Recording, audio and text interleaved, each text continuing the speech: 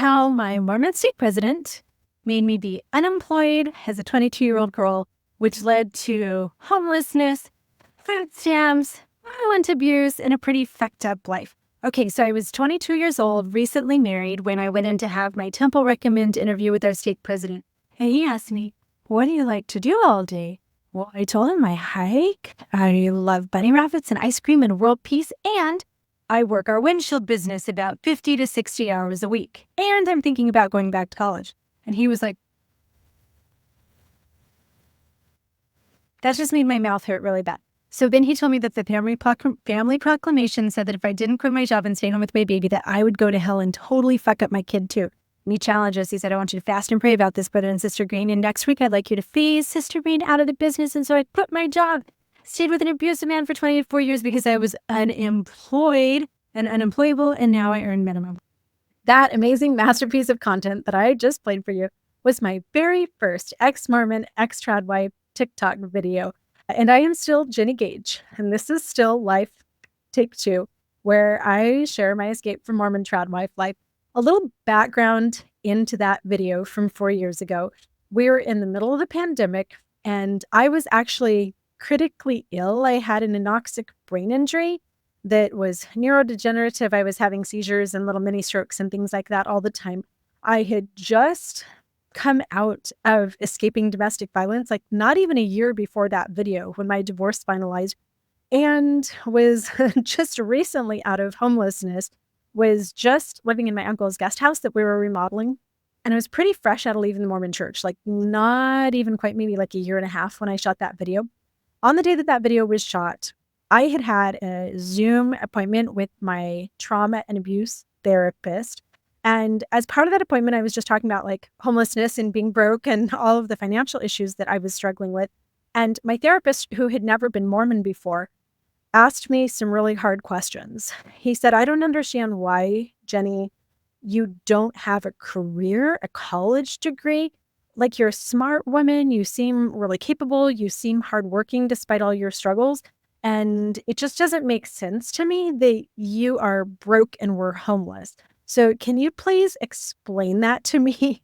So I dove in this therapy session into the Mormon tradwife life and how my Mormon religion had told me that I was just supposed to be a wife and mom. And that's what I had done for 24 years. And I remember my therapist the whole time with his eyes just like bugging out of his head. Like, this still happens in the United States of America today. My therapist had clearly never lived in Utah. We're in southern Arizona where the Mormon population isn't very dense. And he said that he had never had any Mormon friends. And this was before like TikTok. So the whole Exmo thing wasn't out there for the whole world to watch. I guess in a way, I decided to make that happen.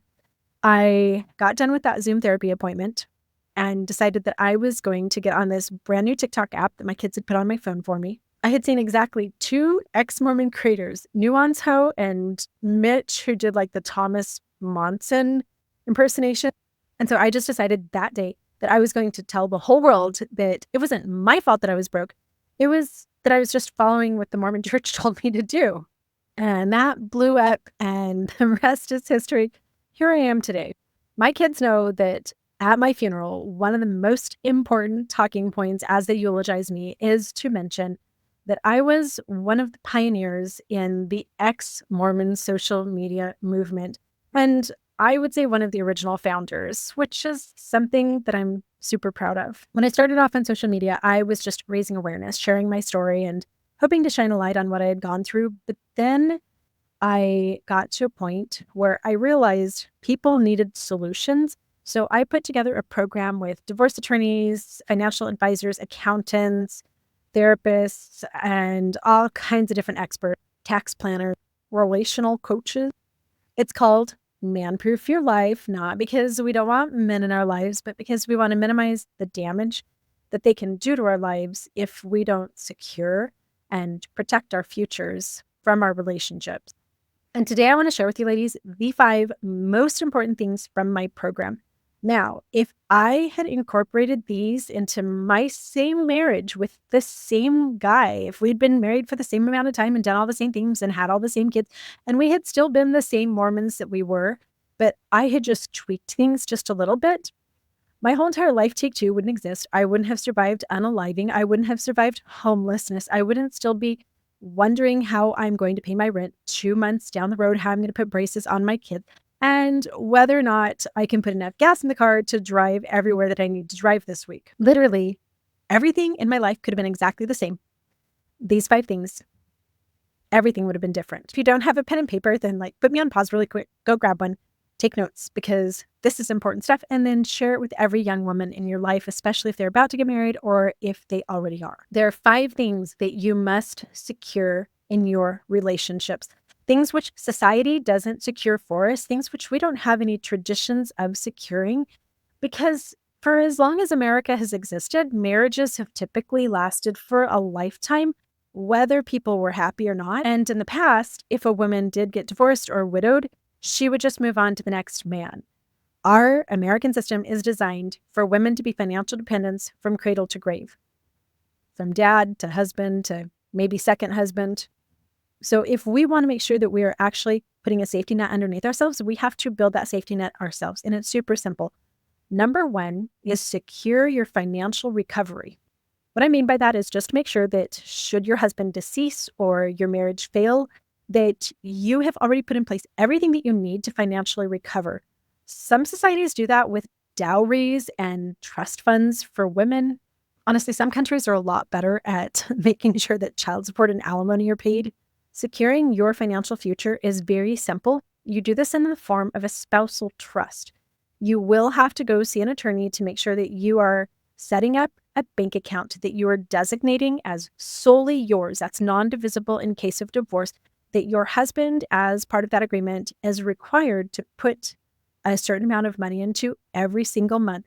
If there is any sort of income disparity, if you are going to take any time out of your career to raise and give birth to babies, and especially if you plan to be a stay-at-home mom for any length of time, you cannot do that without a spousal trust.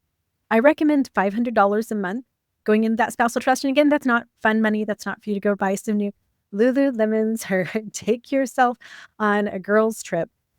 That is your insurance policy in case of marital failure.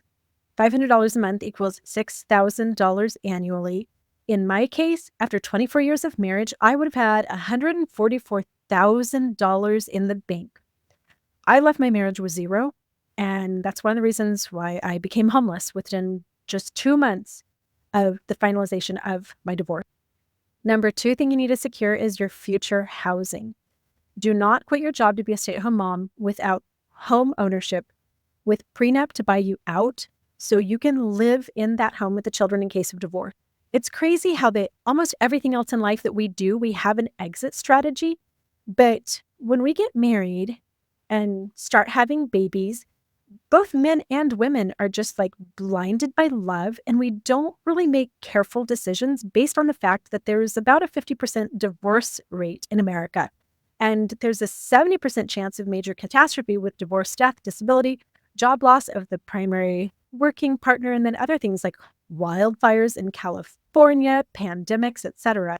If you are just renting a home, you can never, ever, ever be a stay-at-home spouse, because if you're displaced, there's nothing to divide. And it's crucial that when you are figuring out housing as a couple, that you are looking at that exit strategy and writing it all up in a prenup.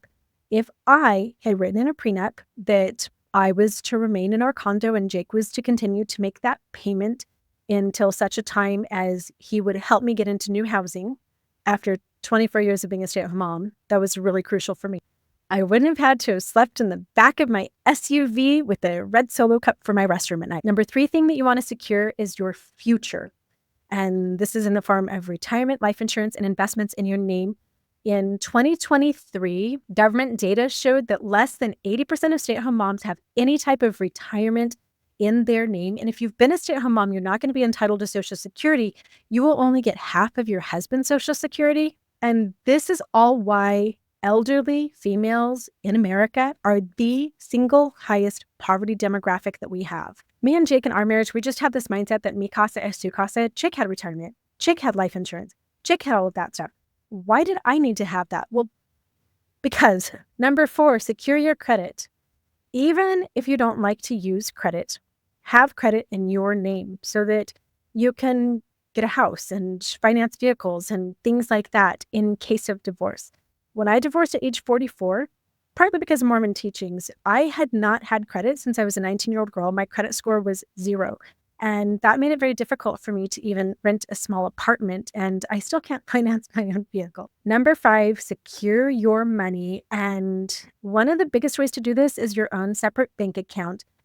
Again, making sure that this is in your name, designated through a prenup or a postnup if you're already married. This is separate from the spousal trust. You can do with this what you want, put as much money into it as you want. And part of securing your money also is having revenue sources that you can tap into in case of divorce or death. Just these 5 things alone will man-proof your life. Thanks for watching.